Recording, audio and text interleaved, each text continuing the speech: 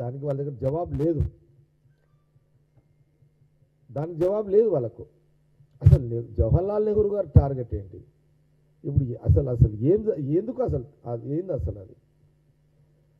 ఇప్పుడు జవహర్లాల్ నెహ్రూ ఇక మహాత్మా గాంధీ. ఇప్పుడు మహాత్మా గాంధీ ఏ రకమైన శాంతియుత సత్యాగ్రహ హింస లేకుండా అహింసా మార్గంలో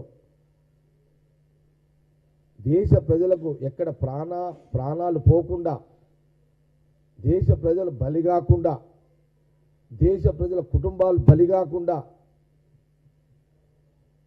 దేశంలో ఏ వ్యక్తి మరణించకుండా స్వతంత్ర ఉద్యమంలో అనేక జాగ్రత్తలు మహాత్మా గాంధీ గారు తీసుకొని ఆ రోజు నడుం బిగించి వారు సత్యాగ్రహ వారైతే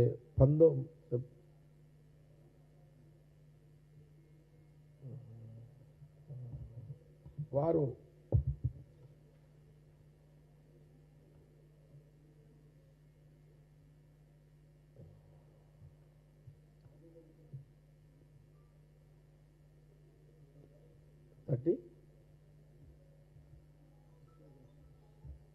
నువ్వు ఎక్కడ రాసిన వారి అదే నువ్వు ఎక్కడ రాసిన వాడినాడు 1930.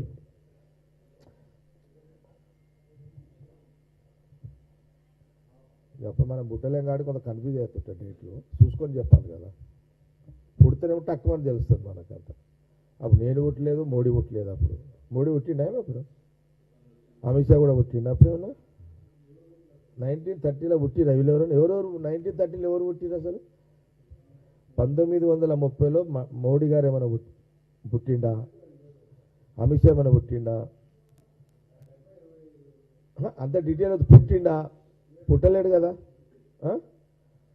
1930లో అప్పుడు మహాత్మా గాంధీ గారు స్వాతంత్ర ఉద్యమ సత్యాగ్రహ పోరాటము 1930 సంవత్సరంలో మొదలుపెట్టాడు. ప్రధానమంత్రి మోడీ గారు పుట్టలేదు, అమిత్ షా పుట్టలేడు.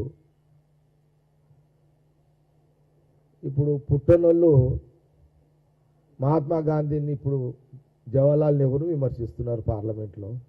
ఇది ఎక్కడ న్యాయం అండి? ఇది నైతిక విలువలు ఏమైనా ఉన్నాయా? విలువలతో అసలు వీళ్ళకు బీజేపీ అధిష్టానానికి, కేంద్ర అధిష్టానానికి ఏమైనా విలువలు ఉన్నట్ట? దీన్ని దేశ ప్రజలు ఆలోచించండి. ప్రధానంగా ఈ రెండు తెలంగాణ ఆంధ్ర తెలుగు ప్రజలు ఒకసారి, నేను తెలుగులో చెప్తున్నా కాబట్టి తెలుగు ప్రజలు ఒకసారి ఆలోచన చేయండి. రెండు రాష్ట్రాల తెలుగు ప్రజలు ఒకసారి ఆలోచన చేయండి. 1930లో స్వతంత్రము స్వేచ్ఛ దేశ ప్రజలకు అందించాలని ఆ రోజు మహాత్మా గాంధీ గారు సత్యాగ్రహ కార్యక్రమాన్ని మొదలుపెట్టాడు.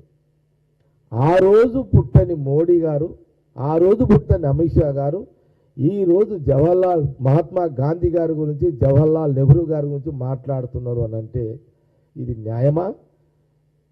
ఇది ధర్మమా అని కాంగ్రెస్ పార్టీ అడుగుతున్నది, ప్రశ్నిస్తున్నది. రెండు రాష్ట్రాల ప్రజలు కూడా, తెలుగు ప్రజలు ఎక్కడున్నారో, ఈ రెండు రాష్ట్రాలే కాదు, ఈ దేశంలో ప్రపంచ దేశాల్లో రెండు తెలుగు రాష్ట్రాల ప్రజలు ఉన్నారు.